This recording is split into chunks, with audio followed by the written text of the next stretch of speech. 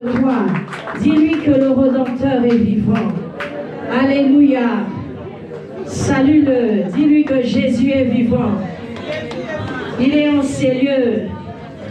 Il est venu te parler ce soir, ce matin. Il est venu te dire, alléluia, qu'il est vivant. Acclame le Seigneur. Gloire à Jésus. Nous voulons adorer le Seigneur ce matin. Tu vas simplement te disposer. Nous allons encore adorer pendant quelques minutes notre Dieu. Et nous allons écouter la parole. Dispose ton cœur. Acclamations. Parce que tu es Dieu, Seigneur.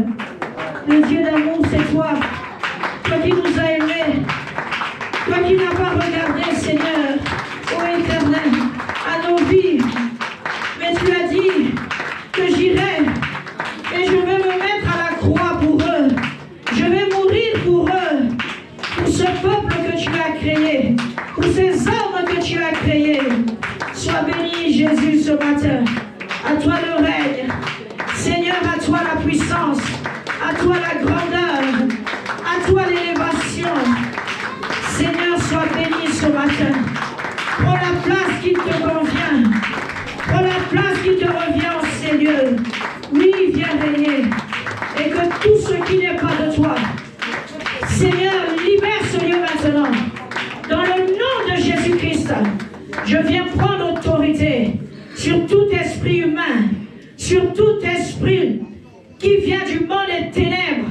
Je les ordonne ce matin de libérer ce lieu maintenant. Quelle que soit ta mission, quel que soit l'ordre que tu as reçu, je te commande, au nom de Jésus, de libérer ce lieu maintenant. Je détruis tes œuvres, toute forme de voile que tu as établi en ces lieux. Je le déchire au nom de Jésus-Christ. Seigneur, laisse que ta lumière resplendisse en ces lieux. Au nom de Jésus-Christ, j'ai ainsi prié. Amen. Amen. Amen. Acclame le Seigneur. Gloire à Jésus. Nous pouvons nous asseoir. Je bénis le Seigneur pour la grâce qu'il nous accorde ce matin. Je dis merci à Dieu pour mon père spirituel, le pasteur Bill Kalala, et pour maman Eugénie, que le Seigneur continue à les bénir, à leur accorder sa faveur et des multiples grâces dans leur vie. Alléluia. Gloire à Jésus. Ce matin, nous allons simplement discuter. Je vais être direct et simple. Alléluia. Donc, s'il y a un voisin qui dort, dis-lui que tu es en train de rater les choses qui vont t'amener loin dans la vie. Tu es en train de rater les choses qui, demain, vont t'ouvrir des portes énormes. Donc, ne rate pas. Prends la position de quelqu'un qui veut vraiment écouter Dieu ce matin. Est-ce que tu peux acclamer le Seigneur? Alléluia. Je bénis le Seigneur pour ma famille. Alléluia. Que Dieu bénisse ma famille et que Dieu aussi bénisse vos familles au nom de Jésus-Christ. Ce matin, le Seigneur m'a mis à cœur de parler de quelque chose de très capital. Que nous, en tant que chrétiens, nous devons savoir. Que nous, en tant qu'humains, nous devons savoir. Ce matin, je veux parler à l'Église, mais je veux parler aussi à tous ceux qui vont nous suivre ou qui sont en train de nous suivre ce matin. Je vais parler au monde entier, à ceux qui veulent nous écouter ce matin. Alléluia. Le thème, le sous-thème de mon message, parce que nous avons notre grand thème, n'oubliez pas, Dieu ne restera jamais notre débiteur. Dieu ne restera jamais notre débiteur. Bien-aimé, dis au voisin qui est à côté, Dieu utilise la langue qui te convient. Bien-aimé, laisse-lui le temps de te dire dans sa langue, Dieu ne restera jamais notre débiteur. Dis à ton voisin, pour que ça reste.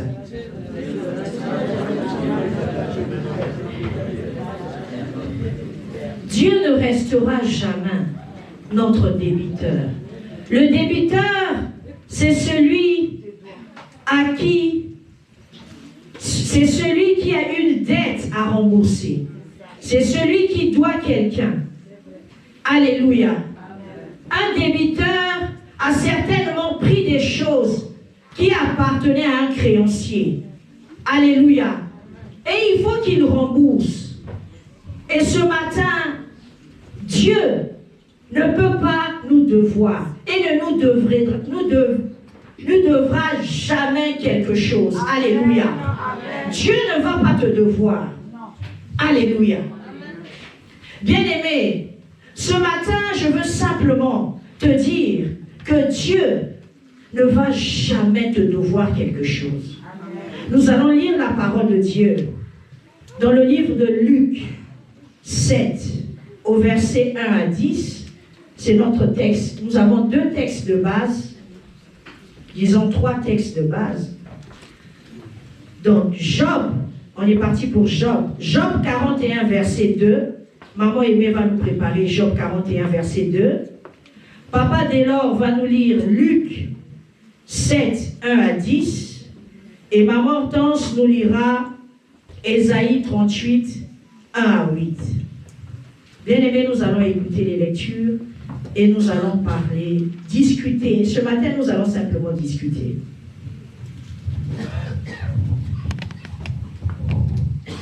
Alléluia.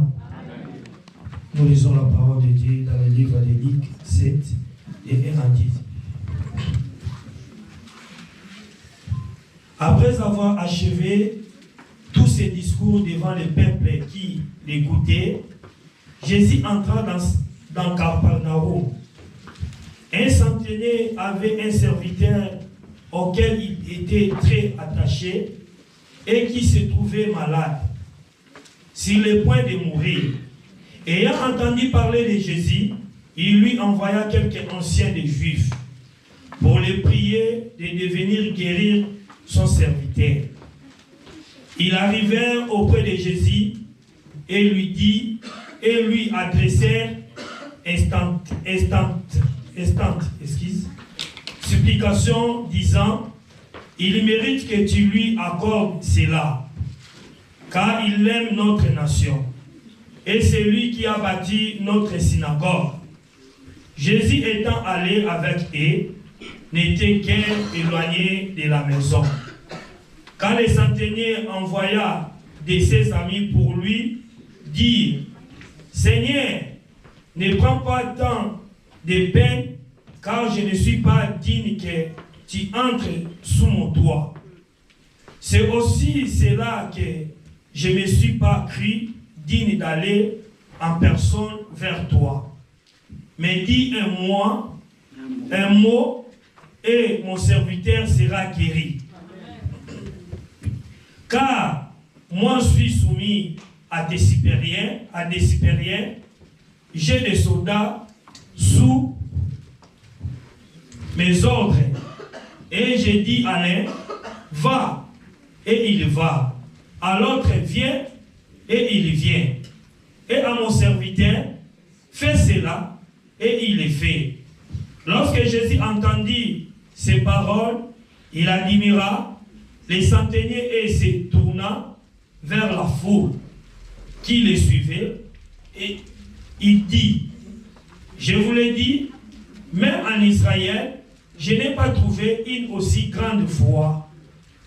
De retour à la maison, les gens envoyés par les centeniers trouvèrent guéris les serviteurs qui avaient été malades. C'est la parole de Dieu. Acclame la parole de Dieu. Alléluia.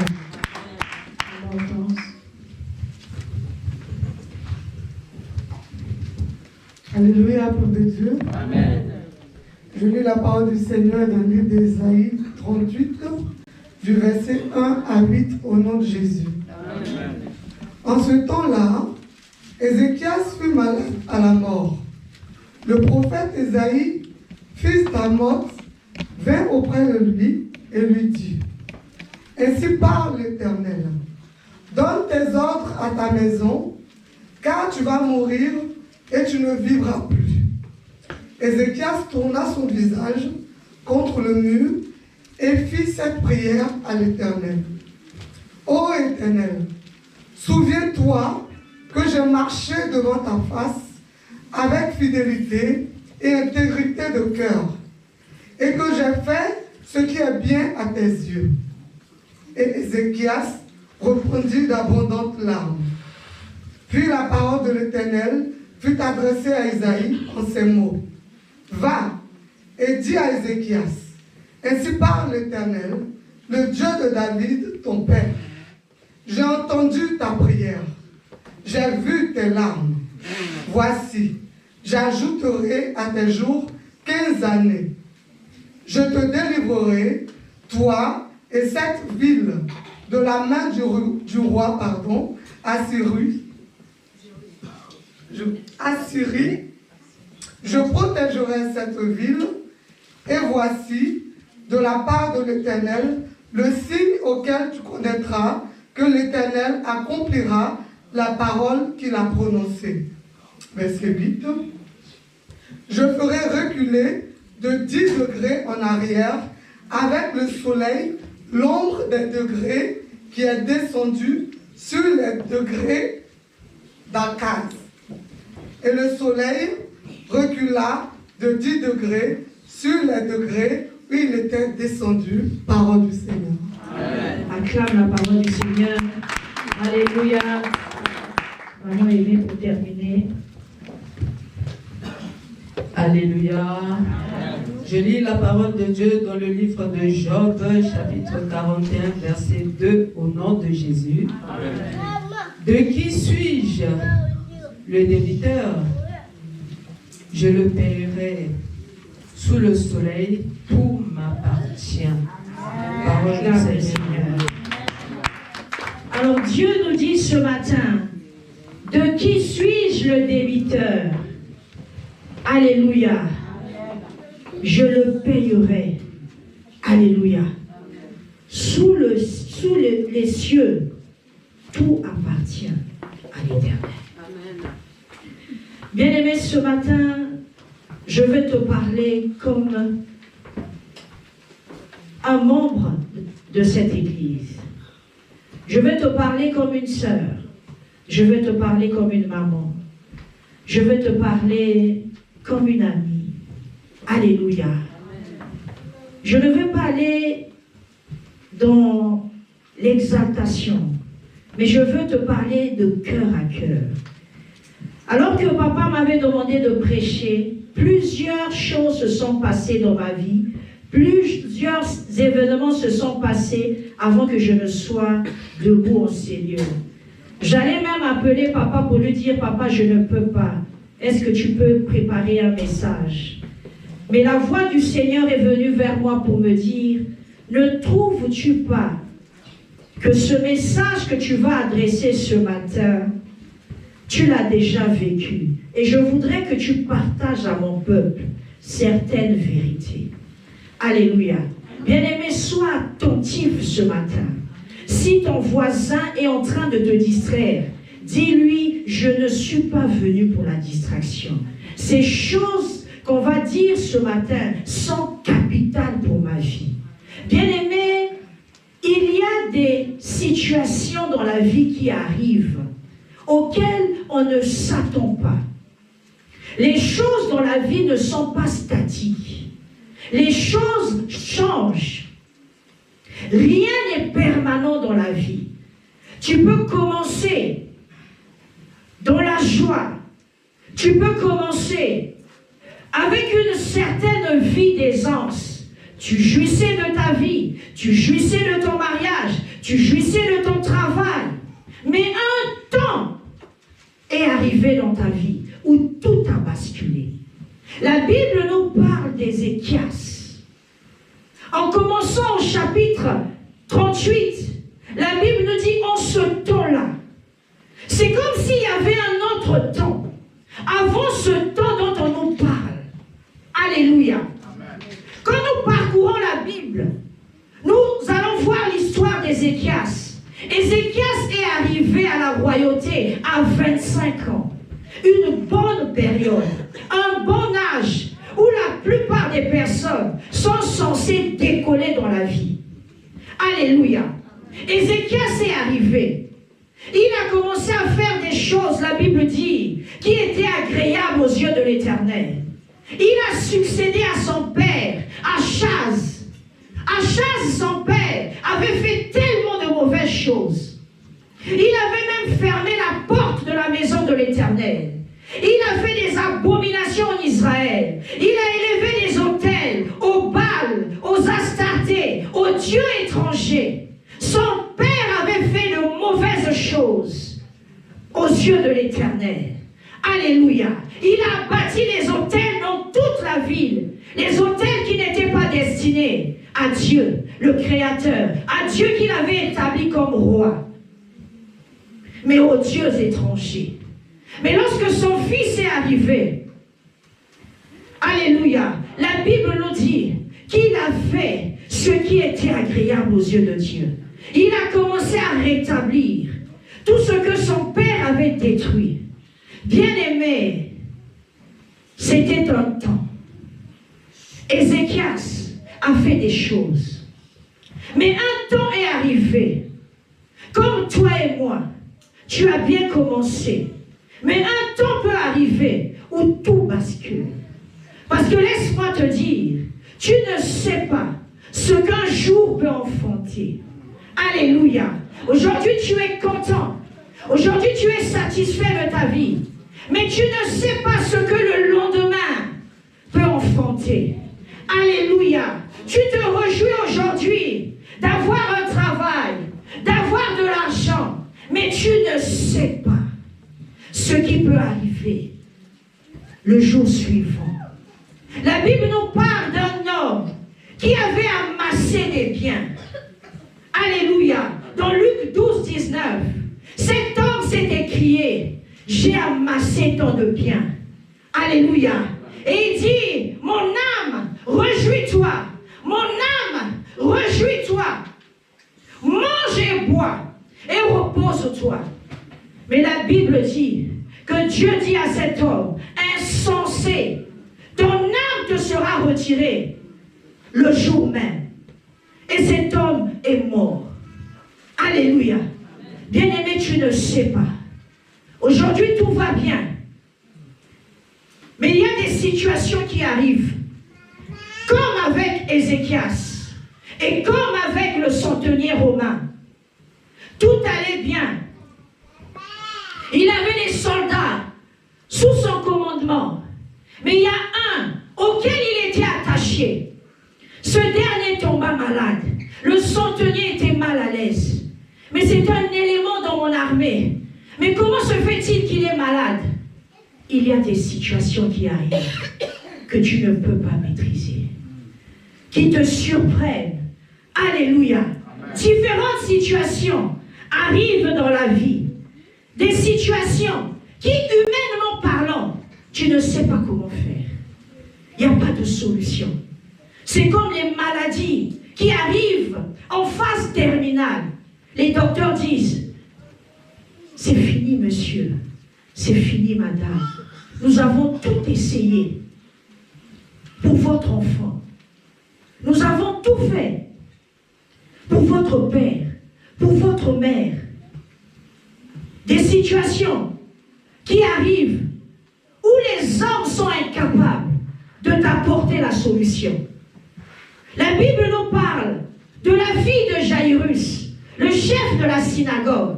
Un jour, cet enfant était malade à mourir. Bien-aimé, oui, tu peux être président de la République. Tu peux occuper une position dans la société. Mais si un jour, enfante le malheur, enfante la maladie dans ta vie, même ta position sociale ne peut rien pour toi. Même les hommes sur lesquels tu as mis toute ta confiance ne peuvent rien pour toi. Il y a aussi des situations qui révèlent nos faiblesses, qui grossissent nos faiblesses. Le peuple d'Israël, devant Goliath, s'est senti petit. Il y a des situations, tu te demandes, mais comment je vais m'en sortir? Toi qui étais fort, toi qu'on considérait, mais aujourd'hui, tu es tellement faible, tu n'arrives pas à résoudre cette situation. Les situations grossissent tes faiblesses et diminuent ta force. Bien-aimé, il y a aussi des situations où ton argent ne peut rien, où tes relations ne peuvent rien, où la position que tu occupes dans ta famille, dans la société, dans ton entreprise, ne peut rien. Ces situations qui arrivent, alléluia, comme la femme sunamite, on nous dit que cette femme était une femme de distinction, mais elle n'avait pas d'enfant.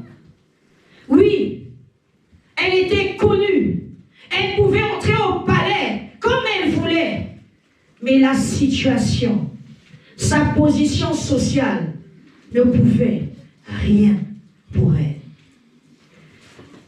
Bien-aimé, il y a aussi des situations qui mettent à rude épreuve ta foi. Tu commences à te demander, où est Dieu? Est-ce que je crois vraiment à un Dieu? Est-ce que je suis vraiment chrétienne? Est-ce que Dieu existe réellement? Ce n'est pas de l'utopie. Est-ce que ce Dieu-là existe vraiment?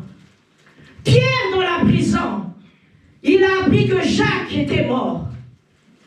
Il a appris qu'il était certainement le suivant. Il s'est dit, mais j'ai cru à Jésus. Je me retrouve dans cette prison. Je serai certainement le prochain qu'on va exécuter. Sa foi était secouée. Sa foi était bouleversée. Des situations qui amènent le doute. Des situations qui amènent la peur. Il y a aussi des situations qui t'humilient. Bien-aimé, dans un foyer, quand une femme ne travaille pas, ça peut passer. Mais si c'est un homme, et si tu n'as pas une bonne femme qui comprend la situation, tu deviens la risée de ta famille.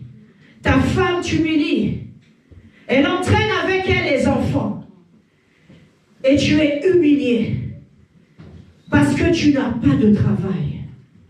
Parce que la situation t'a échappé. Alléluia. Il y a des situations qui te font perdre l'estime de toi-même. Tu te demandes, mais qui suis-je en réalité? Tu ne sais même plus qui tu es. Tu ne sais même plus où tu habites. Gédéon ne savait plus qui il était. Il a commencé à dire, mais moi, on m'a raconté que Dieu a visité nos pères. Mais comment se fait-il que nous, aujourd'hui, nous sommes en train de souffrir? Il y a des situations où tu te poses la question, mais comment se fait-il que Dieu visite mon voisin? Dieu ne me voit-il pas? J'écoute les témoignages. C'est comme si Dieu n'écoute pas mes prières. C'est comme si Dieu m'a oublié. Il y a aussi des situations de non-retour où certaines personnes ici ont reçu des acquittés de territoire. On te dit quitte. Monsieur, on ne peut pas te donner un titre de séjour. Israël était en train de partir vers le pays que Dieu les avait promis. Devant la mer Rouge, les Égyptiens arrivaient derrière eux. Une situation de non-retour où tu ne sais pas que faire. Tu ne sais pas qui pourra te secourir. Alléluia. Amen. Tu ne sais pas comment faire? Monsieur, quittez le territoire. Votre dossier est irrecevable. Vous devez quitter le territoire. Il y a aussi des situations où le monde t'abandonne. Jésus, dans le jardin de Gethsémani, a été abandonné. Il s'est retrouvé seul, dans la solitude. Les disciples, auxquels il avait demandé de prier ne fût-ce qu'une heure, n'ont pas pu prier. Ils se sont assouplis. Les gens t'abandonnent. Les gens qui hier, tu leur as servi la soupe, tu leur as donné du pain, tu étais là pour eux. Mais dès l'instant où tu n'as plus rien, les gens te disent, tu manques de sens. Alléluia. Amen. Tu es devenu une insensée. Le fait que tu demandes de l'aide, les gens te tournent le dos. Alléluia. Amen. Les gens t'oublient. Ils ne savent même plus ton numéro de téléphone. Ils t'oublient. Parce que maintenant, tu es environné des ténèbres. Bien-aimé, l'histoire de ces personnages que nous venons de lire, ce sont des histoires similaires. C'est la même chose. Toutes ces personnes ont vécu la même chose. On parle de la mort dans le livre d'Ésaïe. On parle également de la mort dans le livre de Luc. La mort, une situation extrême où aucun homme ne peut faire quelque chose. Aucun homme ne peut venir à ton aide si ce n'est que Dieu. Amen. Alors ce matin, quelles sont les leçons que nous pouvons tirer de ces deux histoires? Acclame le Seigneur.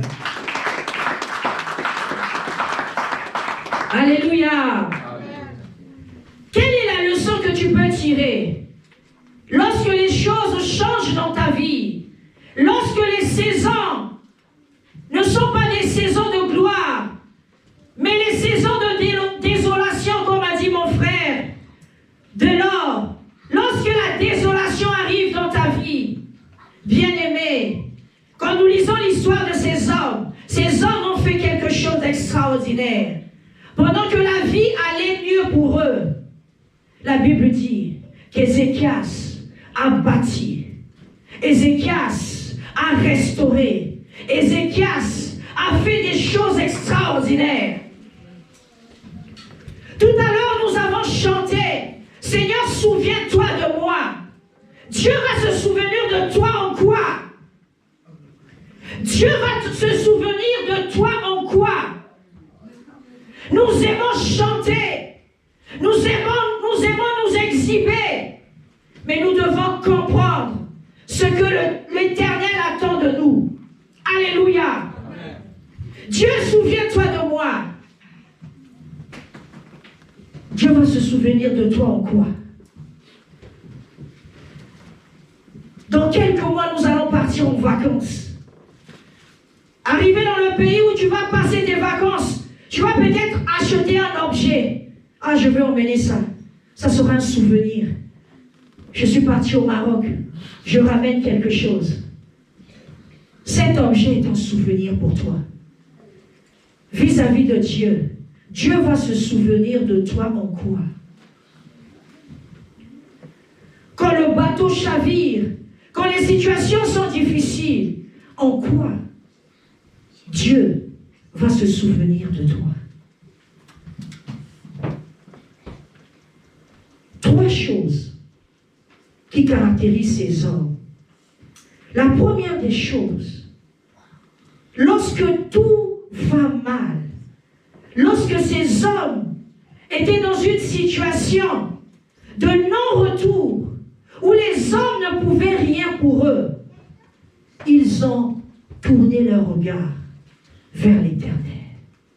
Ézéchias, après que le prophète Ésaïe lui a annoncé la mort,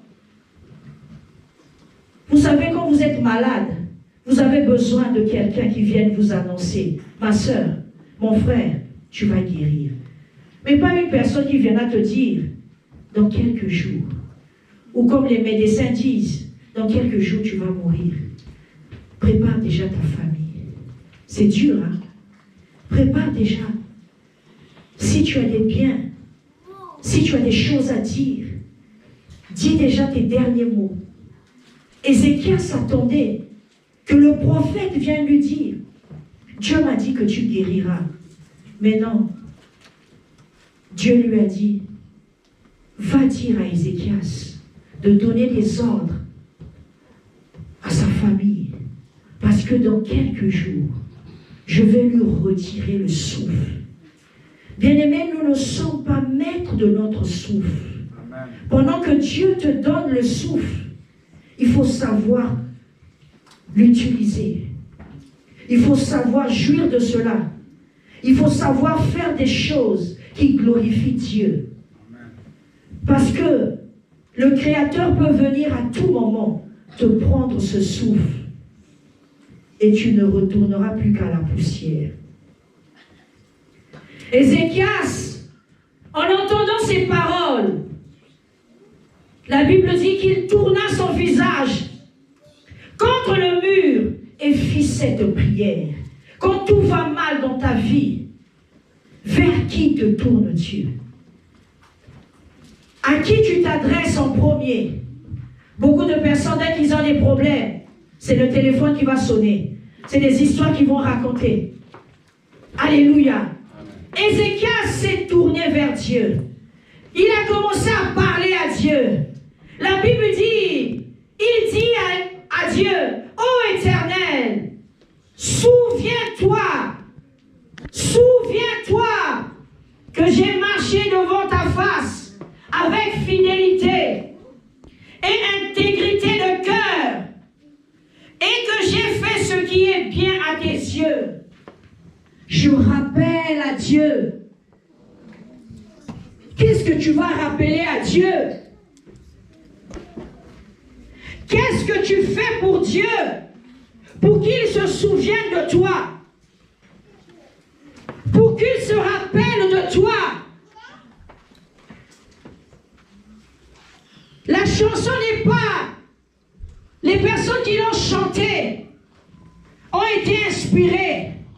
Certainement qu'ils ont fait aussi des choses pour Dieu. Certainement qu'ils ont travaillé pour Dieu.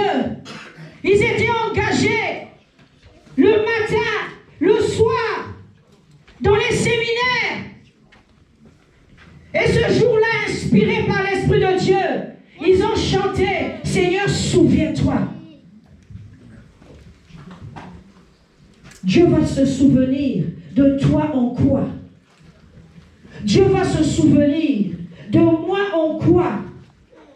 Qu'est-ce que nous faisons pour que Dieu se souvienne de nous? La Bible dit qu'ils étaient engagés. Ézéchias était engagé. Dans le livre de 2 Chroniques 29, jusqu'au chapitre 31, Ézéchias était véritablement engagé. Il s'est engagé à restaurer la maison de Dieu. Il s'est engagé avec son propre argent, alléluia, à établir, à construire des choses qui n'allaient pas dans la maison de Dieu. Alléluia. Le centenier, c'était un Romain. Il n'était même pas juif. Il n'était même pas juif. La Bible dit qu'il aimait la nation juive. Il aimait la nation d'Israël. Et il a construit la synagogue. Il a bâti une synagogue. Le lieu où Dieu avait dit à Salomon, c'est dans ce lieu.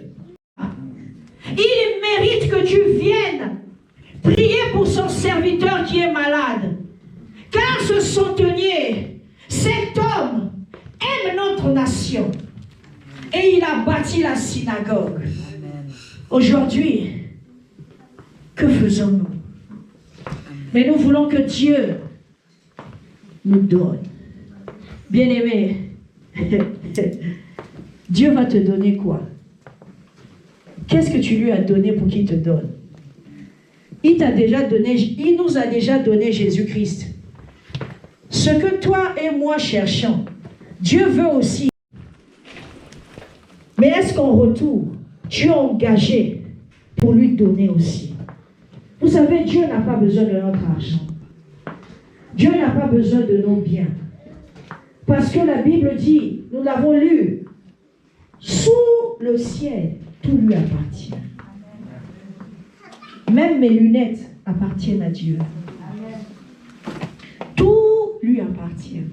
Voilà pourquoi lorsque nous mourons, on ne va pas t'enterrer avec tes lunettes. Ça, tu vas laisser quelqu'un d'autre va en profiter.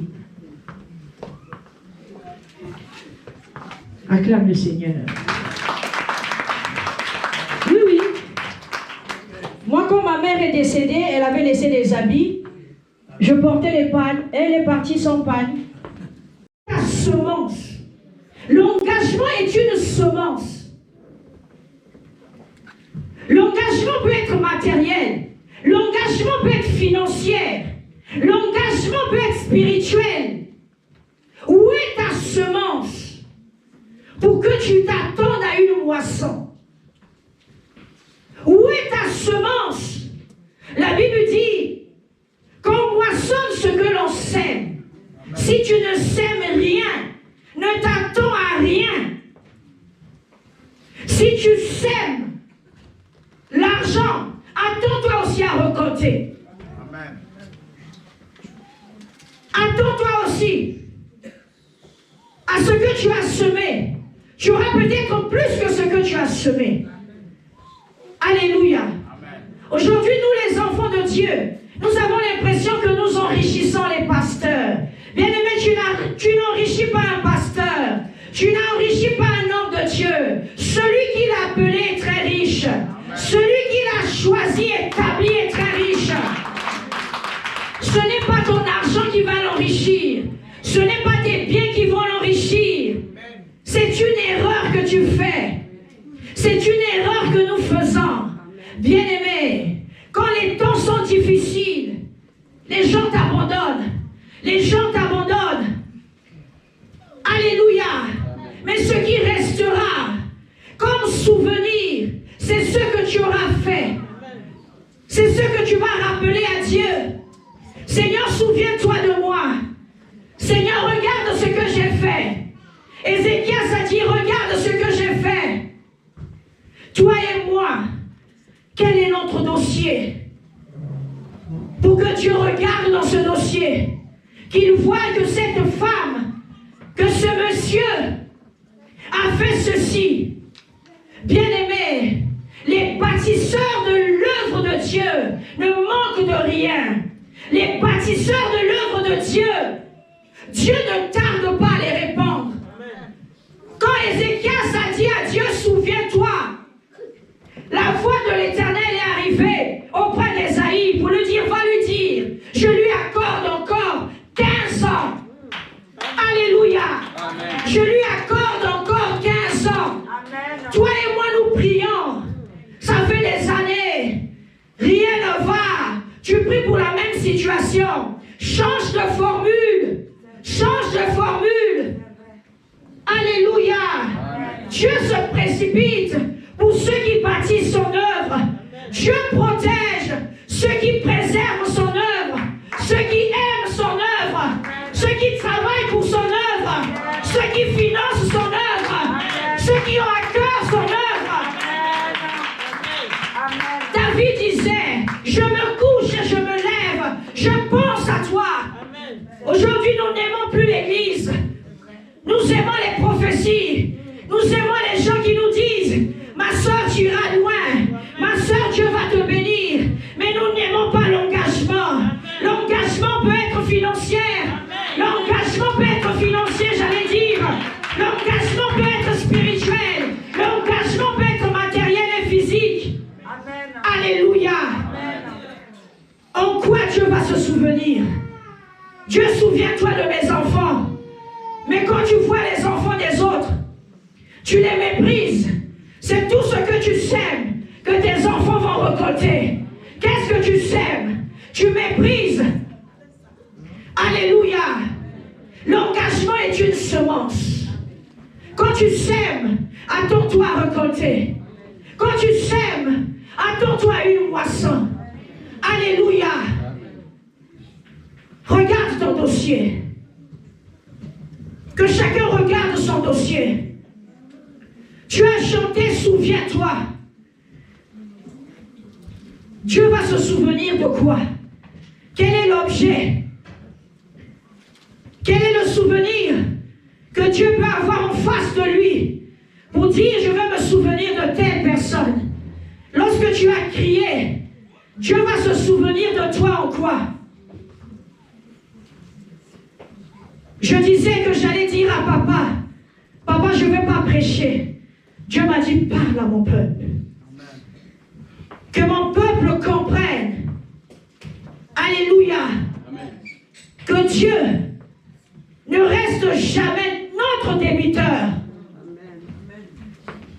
Tout ce que tu fais pour Dieu, Dieu le voit. Alléluia. Dieu le voit.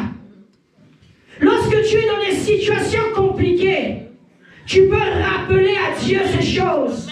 Amen. Tu peux rappeler à Dieu, amen. Seigneur, souviens-toi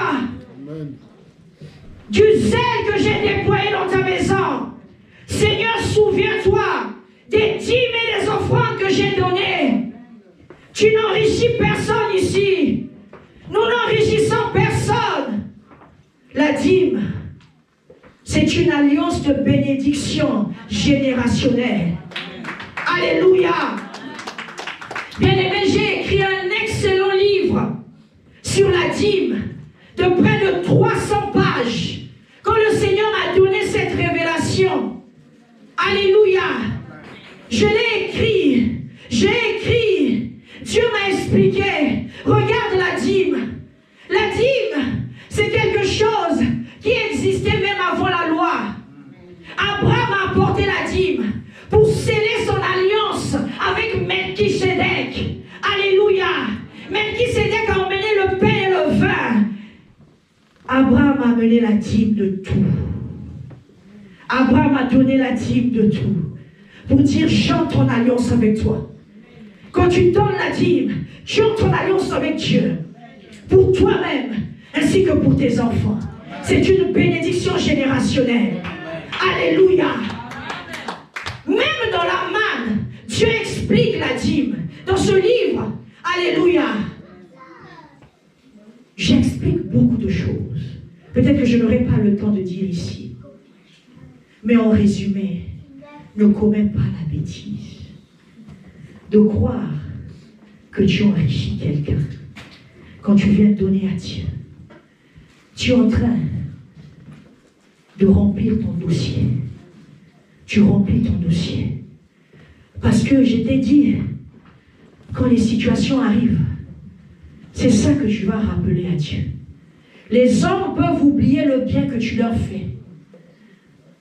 Mon frère m'a dit ceci. Rien que cette semaine, tout ce que tu dis n'a pas de sens. Ça veut dire que moi, je suis une folle, je suis une insensée. Alors que ce frère, j'ai donné, j'ai donné, j'ai donné, j'ai donné, j'ai donné. Aujourd'hui, quand tout va bien, les gens peuvent t'écraser. Les gens peuvent t'oublier. Les gens peuvent te dire, les paroles que tu dis n'ont pas de sens. Insensé. Mais hier, quand tu donnais les billets n'étaient pas des billets insensés. Alléluia. Amen. Il y a des terres sur lesquelles il faut semer. Amen. Des terres sur lesquelles il faut semer. Il y a des terres qui sont stériles. Lorsque tu sèmes dessus, tu récoltes rien du tout. Ou tu récoltes l'ingratitude. Tu récoltes les injures, comme dit maman Tatiana. tu récoltes le mépris, l'humiliation. Quand tu arrives, au moment où tu veux récolter, il n'y a rien. Les gens disent, je te promets, rappelle-moi encore. Non, rappelle-moi tel jour quand tu l'appelles, le téléphone est bloqué. Rejet. Ah, mais moi je l'appelle. Il m'a dit de l'appeler à telle heure. Rejet. Les terres stériles. Les terres qui ne te donnent pas la moisson. Parce que tu as semé. Tu as semé. Alléluia. Il y a des terres, quand tu arrives pour moissonner, on te dit tu n'es pas le propriétaire. Cette terre m'appartient. Alléluia. Mais il y a des terres, et il y a une terre qui ne trahit pas. Amen. Il y a une terre qui ne trahit pas. Amen. Il y a une terre qui ne trahit pas. Amen. Cette terre, c'est sur laquelle Ézéchias et le centenier romain ont compris. Amen. Dieu n'a pas hésité. Amen. Jésus s'est déplacé. Je vais vers le centenier. Je vais vers le centenier. Parce qu'il a bâti la synagogue. Parce qu'il a bâti ma maison. Là où j'avais dit que le peuple m'offrira des sacrifices. Alléluia. Il a bâti la synagogue. Amen. C'est resté comme un souvenir devant Dieu. C'est resté comme un souvenir. Oui, c'était pour son serviteur. Bien-aimé, un jour, ça peut être peut-être pour ton enfant. Mais qu'est-ce que tu vas rappeler à Dieu? Toi, tu ne fais rien. Toi, tu n'es pas engagé dans l'œuvre. Toi, tu prends l'église comme ta chambre. Toi, tu prends l'église comme ta maison. Oh, moi, je donne pas. Oh, moi, je fais pas. Oh, moi, je n'ai pas le temps. Alléluia. Ton engagement parlera pour toi. Parlera pour tes enfants. Parlera quand tu n'auras plus de parole. Quand tu seras dans un lit d'hôpital. Quand tout le monde va t'abandonner. Ton engagement, tu pourras rappeler à Dieu. Seigneur, souviens-toi. Moi, depuis toute jeune, j'ai toujours appris à donner à Dieu. Avec la bourse que j'avais, avec ce qu'on me donnait, j'ai toujours appris à donner à Dieu. Parce que je savais que c'est lui qui donne. Il donne la semence au semeur. Et il bénit la semence. Parce qu'il sait que celui-là, à qui je donne la semence, viendra encore pour que je le bénisse. Melchisédek a béni Abraham. Alléluia. Il a apporté la dîme. Et Abraham a été béni. Alléluia. Toute jeune, j'ai donné à Dieu. La personne que je sais donner le plus, c'est mon Dieu. C'est mon Dieu. Parce que je sais que quand tout va mal, je peux rappeler à Dieu. Je peux rappeler à Dieu. Je ne donne pas pour me faire voir, pour que les gens disent que j'ai donné. Mais je donne parce que j'ai compris. J'ai compris que ça reste un souvenir. Que ça reste un souvenir. Devant la face de l'Éternel. Ça reste un souvenir. Alléluia. Je connais un homme d'affaires. Bien-aimé, vous faites les affaires. Il faut aussi connaître les principes de Dieu en ce qui concerne les affaires, les finances. Ce n'est pas seulement parce que tu connais un peu de comptabilité, tu sais gérer un peu d'argent, tu as commencé de toute petite à vendre des cacahuètes à l'école, que tu continues. Bien-aimé, il faut aussi apprendre les principes. Il faut aussi lire sur certains hommes, les hommes de Dieu, les hommes d'affaires, que Dieu a bénis dans le monde, à travers le monde. Qu'est-ce qu'ils ont fait? Ils ont mené des affaires. Ils ont été des millionnaires. Ils sont morts dans les millions. Ils sont partis. Ils ont laissé des marques. Qu'est-ce qu'ils ont fait? Je connais un homme. Il s'appelle Le Tourneau. Pour ceux qui font le bâtiment, les travaux publics, il y a souvent des gros camions. C'est écrit Le Tourneau. Un homme d'affaires. Cet homme, dans sa biographie, on dit, il est écrit, Dieu dirige mes affaires. Il a donné ses affaires à Dieu. Il donnait à Dieu 90% de ses revenus personnels. Il restait qu'avec 10%. Acclame le Seigneur.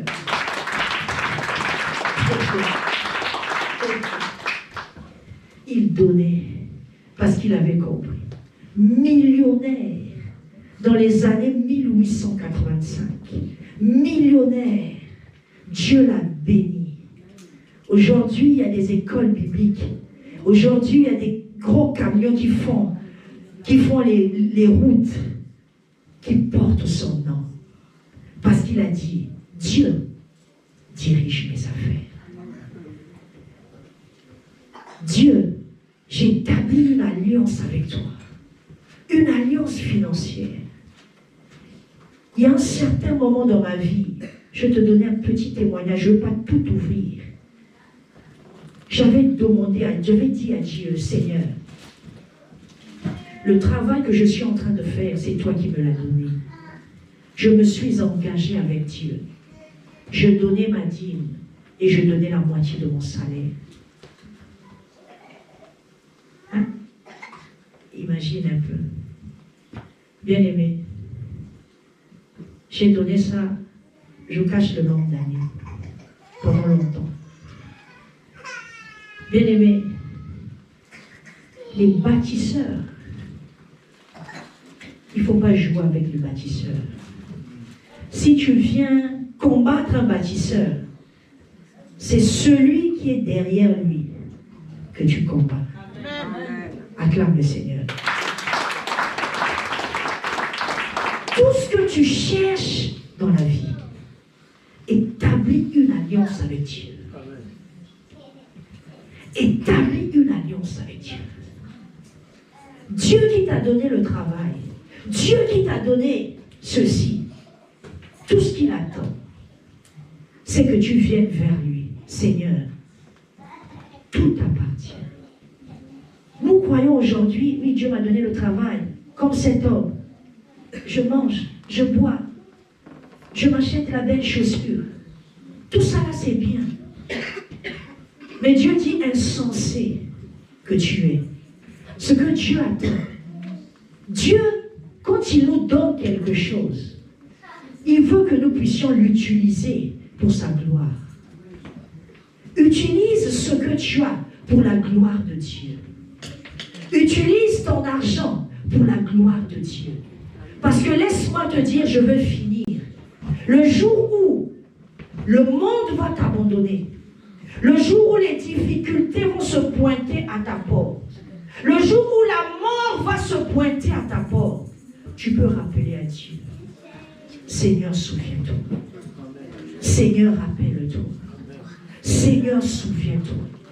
Ne commets pas cette erreur de penser que tu enrichis quelqu'un dans l'église où nous sommes. Tu n'enrichis personne.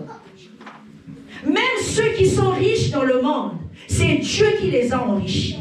Le jour où ils tournent le dos à Dieu, Dieu peut retirer simplement. Vous avez vu les gens qui font faillite. Il a bien commencé. Mais tellement qu'il a commencé à s'enorgueillir, Dieu a seulement créé des chemins pour arracher. Je vous encourage ce matin à tisser une alliance avec Dieu. Alléluia. Parce que tu ne sais pas, parce que nous ne savons pas ce qu'un jour peut enfanter. Nous allons nous lever dans la présence de Dieu.